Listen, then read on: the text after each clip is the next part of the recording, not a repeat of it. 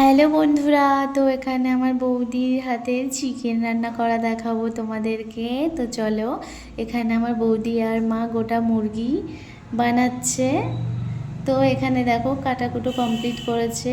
আমার মা এর মধ্যে লেবু লবণ হলুদ মাখিয়ে রাখবে।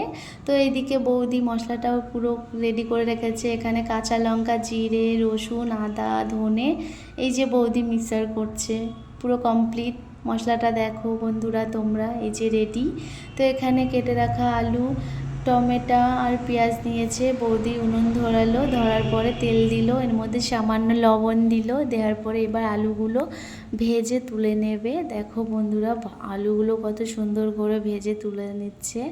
তো তোমরাও বন্ধুরা এইভাবেই ভেজে তুলে নেবে। তো আবারও তেল দিল, দেওয়ার পরে এখানে গোটা জিরে তেজপাতা শুকনো লঙ্কা ফোড়ন দিয়েছে, কেটে রাখা পেঁয়াজগুলো দিয়ে দিচ্ছে এর মধ্যে।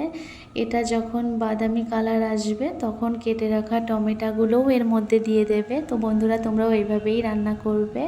তো এইভাবে উনুনে রান্না করলে কাঠের জালে রান্নাটা খুব ভালো হয়। তো এখানে সেই মশলাটা দিয়ে দিল আমার বৌদি, দিয়ে কিছুক্ষণ নাড়াচাড়া করবে।